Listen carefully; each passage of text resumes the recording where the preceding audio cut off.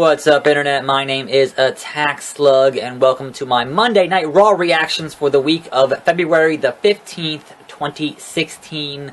If you notice some jump cuts in this video, it's because my voice is not 100%, and I occasionally might need a sip of my hot tea here. Anyway, what happened on Raw? Let's talk about it. You started out with Ambrose coming to the ring, and he wants to just, get some fighting done.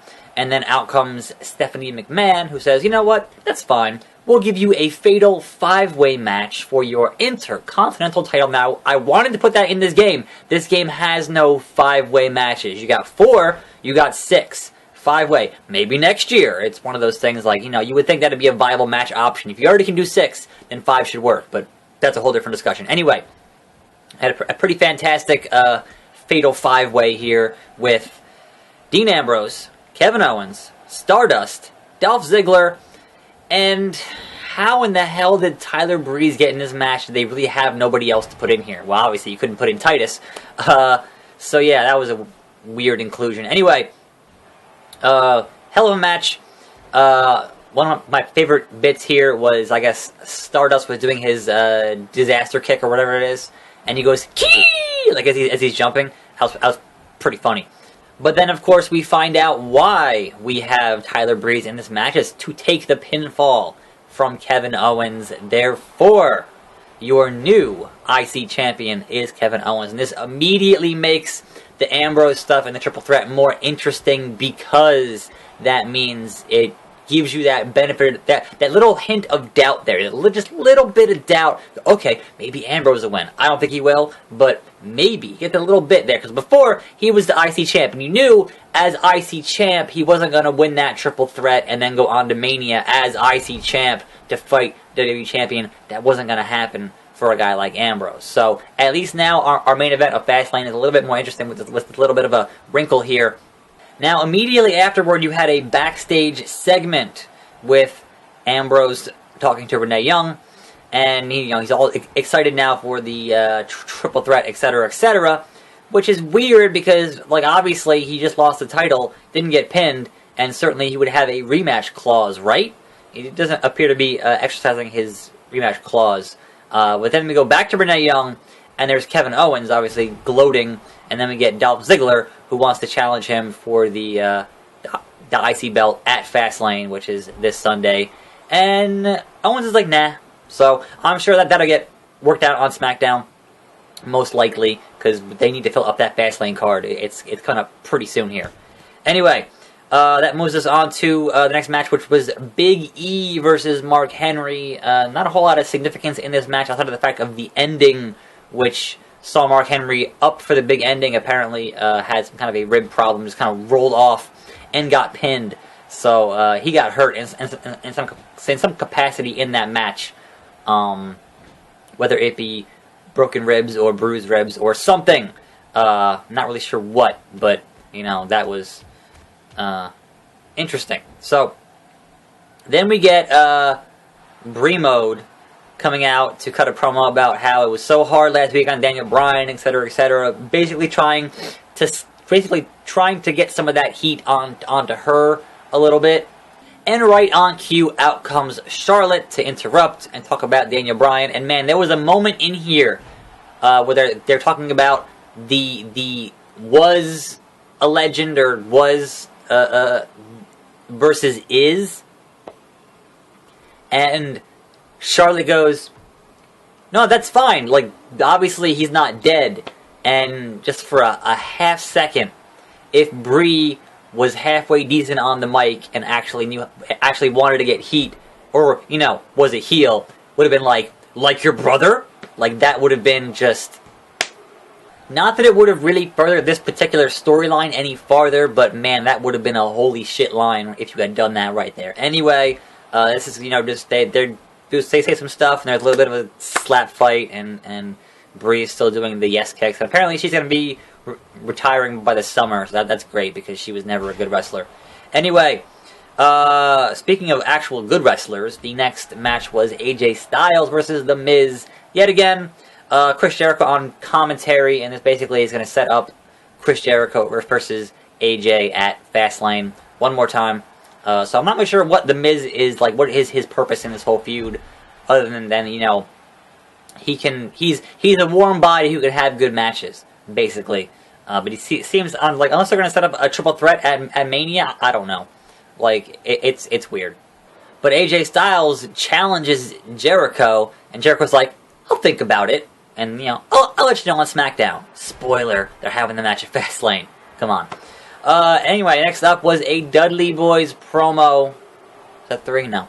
There was a Dudley Boys promo that was essentially hitting the same notes as their promo on SmackDown, to which I say again, what is the point of watching SmackDown if you're just going to do the same stuff again on Raw, or recap it again on Raw? Make SmackDown worth actually watching. You feel like you actually missed something. So, basically, the only way they can actually be heels at this point... Nice! That would never happen. The only way they can actually be heels at this point is to say, you know what? Fuck tables. We're not doing them anymore. People are going to cheer for them. It doesn't matter if their faces are heels. As long as they're doing table spots, people are going to cheer for table spots. Because that's where we are in 2016. So, therefore, fuck tables. We're done with tables. Etc., etc. And that moves us into this match, Paige versus Summer Rae, which was easily, like, this CPU match here is 1,000 times better than the match they had on Raw, which was fucking terrible. I don't know whose fault that is. I know there was a handful of botches in the match, but most significantly, that roll-up. Like, if you're a diva, the one move you should know how to do effectively is a goddamn roll-up, and Summer Rae can't even do that right. Holy shit, it was terrible. But Summer Rae gets a surprise roll-up victory against Paige, and if you're losing to Summer Rae, you're really just at the bottom of the Divas roster. Holy shit. Speaking of holy shit, Paul Heyman comes out and does his usual Paul Heyman promo, and he is, one of the best in the world at that, period. But he calls out Roman Reigns to go face-to-face, which is always a terrible idea, because Roman Reigns is not very good at talking. And as soon as Roman Reigns starts talking, the crowd starts booing. And I'm like, are you really going to put the belt on him for a third time in like 3 months? Is that really what you're going to do at WrestleMania? Is that really the story you want to tell? You realize that the crowd at the Rumble is much like the crowd at Mania. They're not a local crowd. They're coming in from all over the world, spending a lot of money, and they don't like Roman Reigns. Do you really want him to be... Unless you're going to do a heel turn. If you do a heel turn and make him a badass, then this all works. But if you don't do that, then it all fucking falls apart. Now, the one thing that I picked up here that I didn't really see mentioned too much on my Twitter feed or whatever else was that Roman Reigns literally says to Paul Heyman, he goes, your boy, Brock Lesnar. And I'm like, really? Really? Griff's Toy Show, really? And that was 3. So Paul Heyman leaves. Then out come the Dudleys to attack Roman Reigns, I guess ECW, I don't know. And then out comes Ambrose for the save. Now obviously this is going to set up for our SmackDown main event. But more importantly, at the end of this thing, after they get rid of the Dudleys, there's a bit of a little Dirty Deeds fake out from Ambrose onto Reigns. And Reigns is just still like smiling about it. It's like, yeah, you almost got me. Yeah, we're still buddies. Like, fucking... I feel like one of those guys might or might not turn heel at Fastlane. It might be Ambrose. I don't know. But yeah, that stuff, at least now, going into Fastlane is a little bit more interesting, because previously it was just like, well, obviously the Wyatts take out Lesnar, and then Reigns pins Ambrose, and then Reigns goes on to Mania, who then beats Triple H for the world title.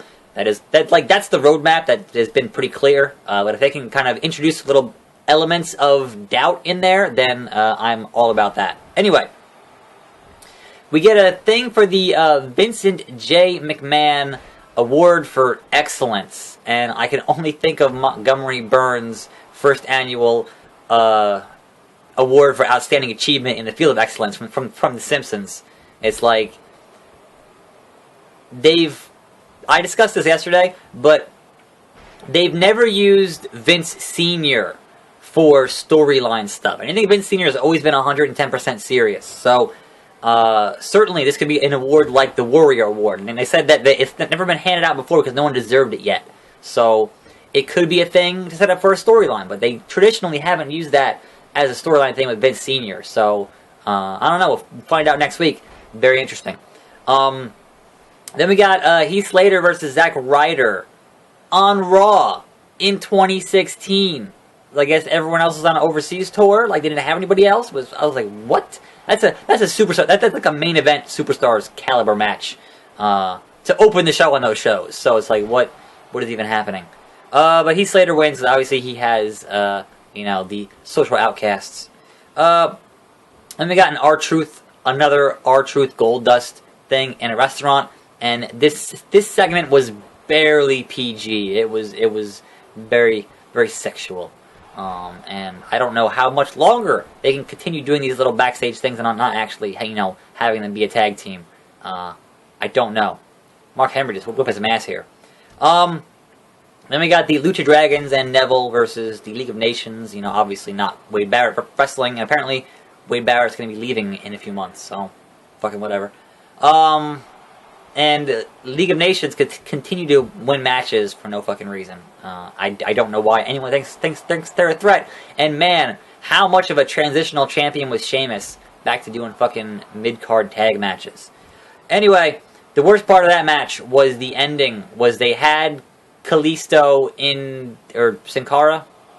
Maybe Kalisto, I don't know. In the middle ropes. Instead of being hung up in the Tree of Woe in the corner, he's hanging in the middle ropes, hanging there for jump to the corner to the middle, double stomp, which looks cool, but the logistics of why would you hang onto the ropes in the middle of the fucking ring, in the middle of the ropes, makes no sense whatsoever. It is a logistical inconsistency that just makes me angry, and it's like, no, that's stupid. Like, wrestling just needs to make sense, and that makes no sense. Anyway, next up was Becky Lynch versus Naomi, and this was a pretty standard-ass Divas match.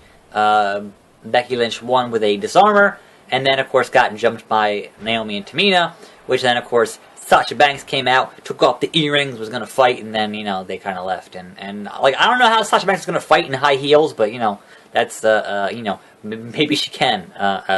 Who am I to say? Anyway, your main event in February of 2016 on Monday Night Raw was The Big Show versus Braun Strowman.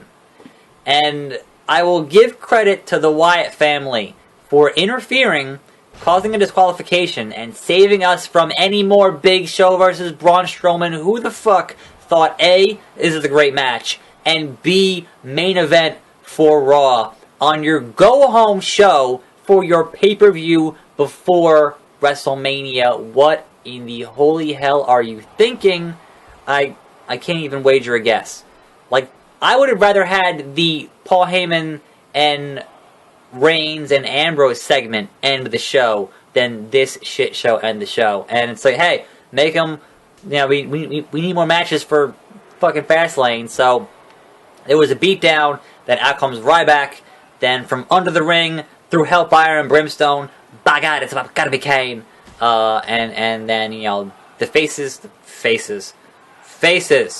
Big Show, Ryback, Kane. Faces.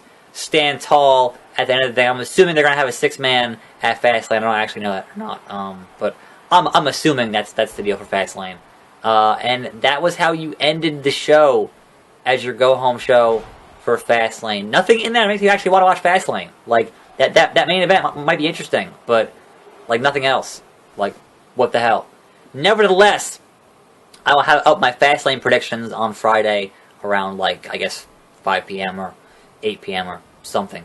Anyway, I'm a tax slug. Raw was kind of junk, but, is what it is. And let me know what you thought down in the comments. And I'll see you next time for more videos every day right here on this channel. And I'm out.